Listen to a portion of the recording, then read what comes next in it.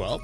I'll continue that series. Top 5 things K-State has to do to win the Big 12 until we get to a point where it may be too much of a stretch to think a team is going to win the Big 12 during the year. So maybe the top, 7 teams, Smokey, would say have a chance to win at 6? Well, last year, TCU, I thought, was picked 7th. Yeah. And the year before that, Baylor was picked 6th or 7th. Yeah, so top 6 or 7.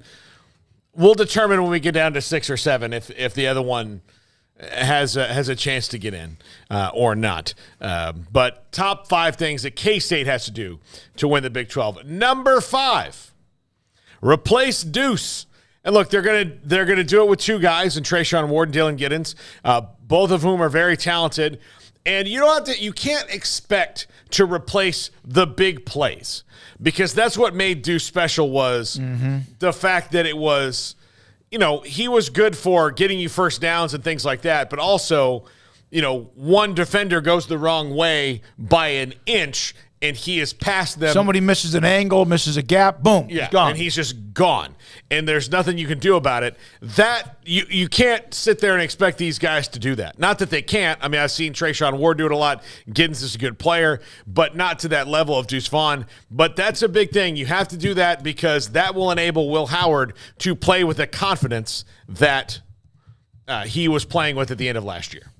Yep, I agree. He's like a BB being shot through a keyhole. Yeah. But if you have these 2 guys that are productive in the run game, you can replace him in the aggregate. Number 4, find new playmakers at wide receiver. You lose a couple of guys who are very reliable for you in Cade Warner, right? And Knowles. Both those guys were very, very good. Now you have Phillip Brooks coming back. He's an excellent kick returner. He can make plays for you. They spit out guys like Brooks. Yeah, but you are going to have to find some of those other guys. Cade Warner, I think, is going to be maybe even a bigger loss than people realize because he was so ridiculously reliable. Right. He was a first down. He was a red zone touchdown. Yep. He was that, okay, it's 3rd and 11. Go 2 yards past the sticks. He's going to catch it. So they have to replace those guys. But I think that they will. They seem to, again, like you said, just okay, open up the little factory door and they come out. But it is, and they're usually pretty good size too. It's about reliability. Yep. So they have to get to that point. Yep. I think they will, but that's going to be a key for them. I agree. Number 3, keep going on D. Whatever that attitude that he has shot into the veins of the Wildcat defense, and yeah, they lost a couple really good players, but they've got to just keep going, keep that attitude, and keep the way that, even in games where they give up a lot of points, Kansas State, they know deep in their bones that they can get a stop if they need to. They believe it. Whether that's always true, look, they only lost, 3 games last year. So whether that's always true or not doesn't matter. If you believe it's true, it's true. Right? There's a culture. That word gets overused. There's just something they play.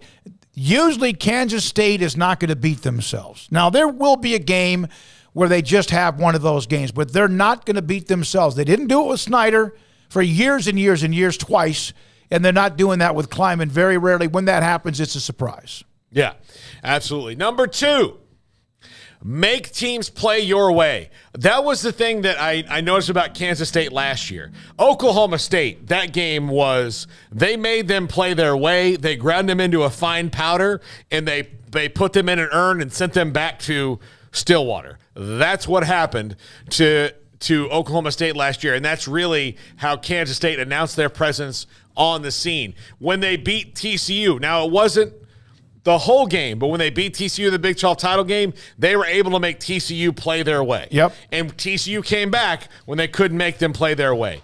That is where I think it's the strength and the weakness, because some of the teams, like a team like TCU, because you're so wide open, if they get hot for a little while, it doesn't matter if you make them play, your way for 3 quarters. If they can play their way for 1 quarter, they can score so fast. But if you can continue to make teams play your way and be as physical as they are, they're going to go far. TCU came back because this guy came off the mountain with these plates. His name was Moses Duggan. Yeah, that's what happened. Absolutely, almost just not quite enough. Yeah, he needed a little bit more Gatorade, and he might have gotten it there. And number 1, Will Howard stays on the upward trend. If he if he improves, if you think about the improvement from 2 years ago to last year, if he can make even a 10% jump on that, that's the guy who's going to be the first team All Big 12 quarterback. No offense to Quinn Ewers or Jalen Daniels or anybody else. That is going to be the first team quarterback because that was an exponential improvement. And now he goes in knowing he's the starter and not having to wait for someone to get hurt, which he did last year. And then when he stepped in, it was like the job was his all along. No, I agree. This guy, it was a game against Baylor when they came in and just. Oh, gosh. They reached inside Baylor's competitive soul. But it was when he came in, because I think Martinez got sacked on 4th down. Baylor took over, didn't do much with it. And the next thing you know, the game was 35-3. I think that was the game that broke Baylor. I think it is, too. I think that was the one where they just... There may have been only a game or two left, but that was the one that broke Baylor. That they just, after that, they just did not have the... Yeah, and then, of course, the TCU ending not only broke him, it put him the night-night. Yeah, absolutely. But, yeah, if he does that, he'll be widely talked about because he has made great strides. And he's a fun player to watch. And someone who, if you had to just base it on his play on the field the first 2 years he was thrown into things, you would not have said, okay, this guy comes in. As a matter of fact, when Martinez got hurt in the game he had to come into, it was like, well, that was good for, good while it lasted, Kansas State. And then they played better. I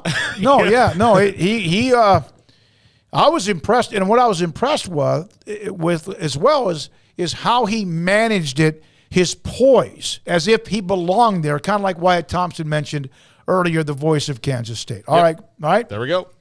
Thank you, Paul. Who's tomorrow?